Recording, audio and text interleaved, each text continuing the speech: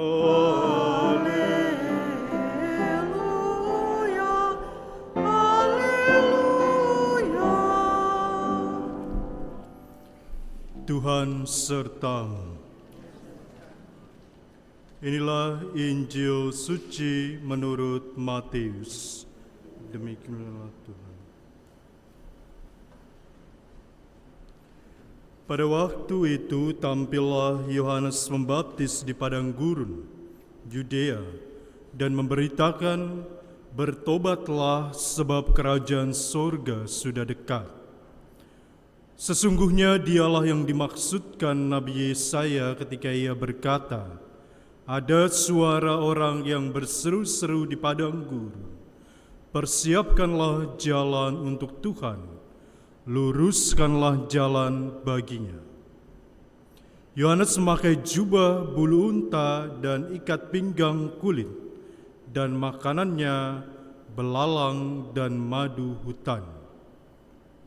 Maka datanglah kepadanya penduduk dari Yerusalem, dari seluruh Yudea dan dari seluruh daerah sekitar Yordan.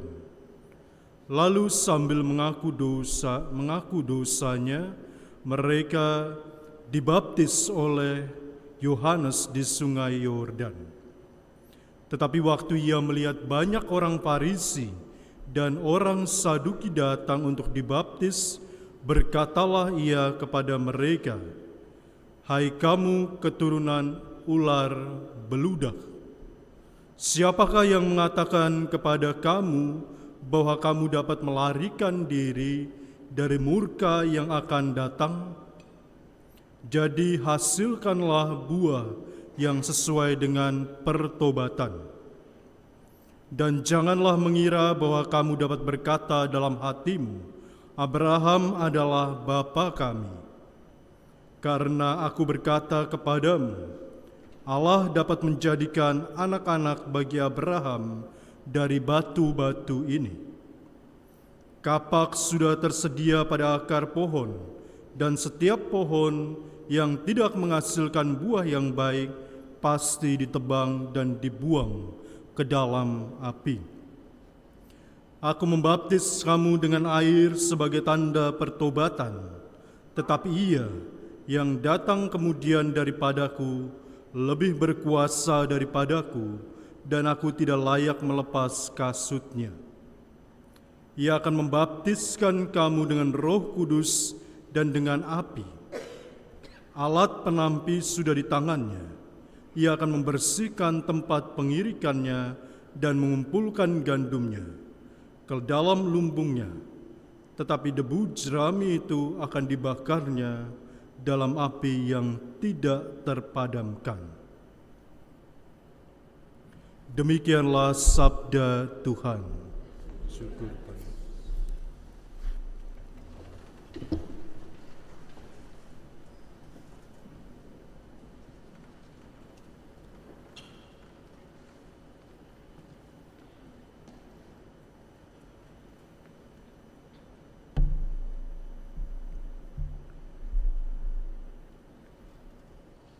Saudara-saudari yang terkasih dalam Kristus, saya memberi judul pada khotbah saya pada hari ini, yaitu harmoni atau kedamaian dimulai selalu dari hati.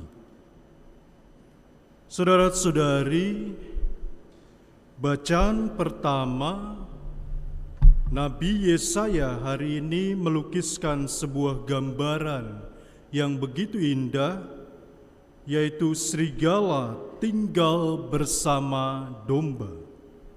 Anak kecil bermain tanpa rasa takut di dekat lubang ular. Tentu ini bukan sebuah cerita dongeng, tapi ini adalah gambaran tentang dunia yang harmoni, yang pulih, dunia di mana ada damai antara manusia, sesama, dan seluruh alam ciptaan.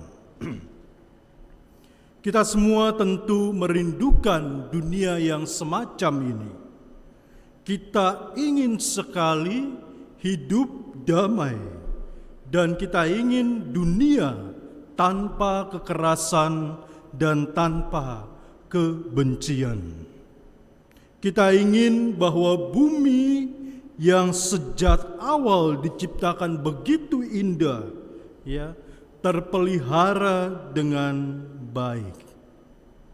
Namun satu pertanyaan yang jelas-jelas menjadi dasar dari tema Advent kedua ini adalah dari mana kita bisa memulai semuanya itu.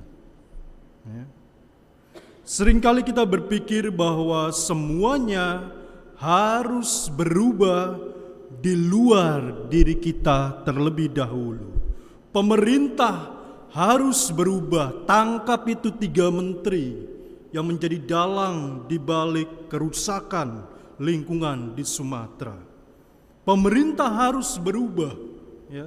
Ekonomi, cuaca, lingkungan, ya, bahkan orang lain harus berubah terlebih dahulu. Itu yang kita pikirkan. Tetapi bacaan pertama Nabi Yesaya justru menunjukkan sesuatu yang lebih dalam. Nabi Yesaya berkata bahwa harmoni sejatinya dimulai dalam diri kita masing-masing. Harmoni atau damai sejahtera, ya, dimulai sejatinya dari hati kita masing-masing. Saudara-saudari yang dikasihi Tuhan, beberapa tahun yang lalu Paus Fransiskus dalam surat gembalanya yang berjudul Laudato Si, ya, Ibu Bumi, katakanlah, berbahagialah Ibu Bumi, ya, mengatakan bahwa bumi saat ini sedang berteriak. Kita melihat buktinya beberapa hari yang lalu, ya, banjir, ya, polusi udara. Mungkin di Belanda kita tidak merasakan itu, tapi percaya atau tidak, beberapa bulan yang lalu tertangkap oleh douane di Rotterdam, ya, satu kapal kontainer besar berisi limbah kimia beracun yang diekspor dari Afrika menuju ke India. Ya. Beberapa minggu yang lalu atau bulan lalu, ya, douane di Amerika menangkap satu penemuan yang menggemparkan dunia industri Indonesia, bahwa terdapat kandungan radioaktif di semua udang yang diekspor dari Indonesia ke Amerika.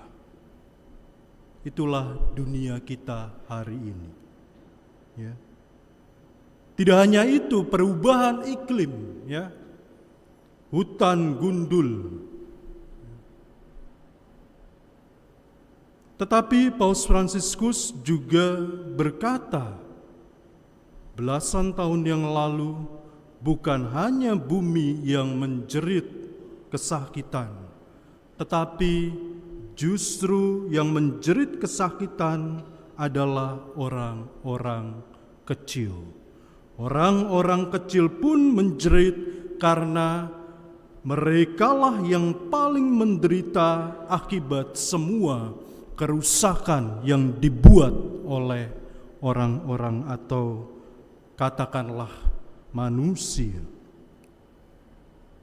Namun sebelum kita melihat atau mengubah cara kita memperlakukan bumi dan sesama kita, sejatinya hari ini Tuhan lewat Advent kedua perlu kita membiarkan hati kita dibaharui oleh Tuhan.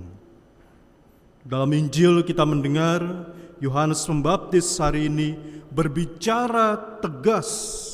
Ia tidak memakai kata-kata yang manis dan indah-indah, ya.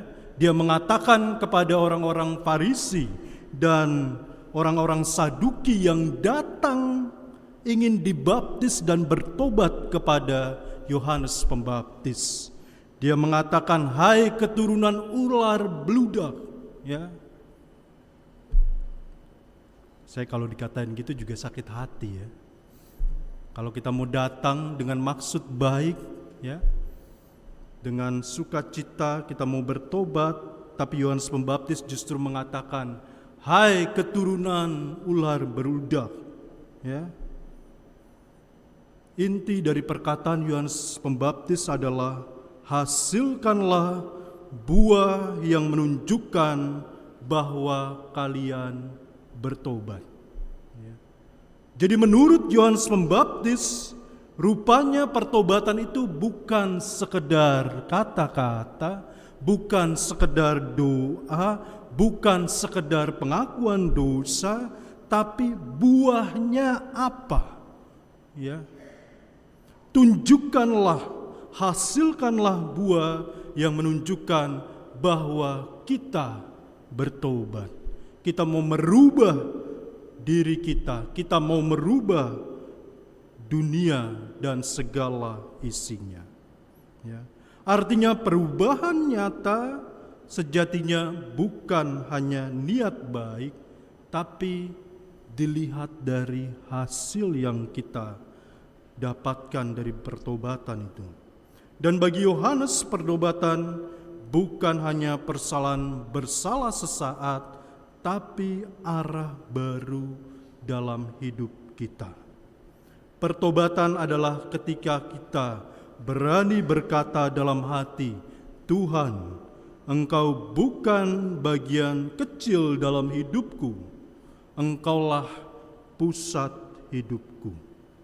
Dan kalau Tuhan menjadi pusat hati kita, tentu cara kita memandang dunia, cara kita memandang sesama kita akan berubah total. Kita tidak hanya hidup untuk memakai, tetapi kita mau merawat. Ya, kita tidak hanya datang setiap minggu ke gereja, tapi kita mau merawat gereja itu. Kita mau berkontribusi membangun gereja-gereja lokal di Belanda. Kita tidak hanya menuntut ya, tapi kita justru bersyukur dengan apa yang kita miliki. Kita tidak hanya mengeluh tentang kekacauan di luar diri kita, tetapi kita membiarkan Tuhan menciptakan damai sejahtera di dalam hati kita. Saudara-saudari yang dikasihi Tuhan, damai di dunia selalu dimulai dengan damai di hati. Jika hati kita dipenuhi dengan damai dan kasih Tuhan, kita akan lebih ramah pada orang lain. Ya. Jika hati kita dipenuhi damai dan kasih Allah, kita jadi lebih cepat peduli pada sesama dan dunia. Dan jika hati kita dipenuhi oleh kasih Allah, kita menjadi lebih adil dan pada mereka yang membutuhkan. Maka hari ini kita diajak sekali lagi untuk bertanya pada diri kita sendiri, apa yang membuat hati saya hari ini tidak damai? Ya. Pertanyaan kedua adalah, buah apa yang Tuhan ingin agar saya hasilkan pada minggu Advent kedua ini? Dan yang terpenting sebagaimana yang dikatakan oleh Yohanes Pembaptis, apa satu hal kecil, ya saya tidak besar-besar, Yohanes Pembaptis hanya mengatakan satu hal kecil yang bisa saya ubah dalam hidup saya sebagai tanda pertobatan sejati. Saudara-saudari yang dikasihi Tuhan, Yesaya yang baru saja kita dengar dalam bacaan pertama memberi satu visi yang begitu indah tentang harmoni damai di dunia, dan Yohanes Pembaptis menunjukkan jalan atau langkahnya kepada kita. Artinya, visi damai yang dikatakan atau yang digambarkan oleh Yesaya sejatinya selalu mulai dari dalam diri kita. Semoga Kristus yang akan kita sambut dalam perayaan Natal nanti, Sang Raja Damai, menyembuhkan hati kita, menyatukan komunitas kita, KKI DNA, dan membimbing kita untuk lebih menghormati sesama kita, menghormati lingkungan kita, menghormati komunitas kita. Amin.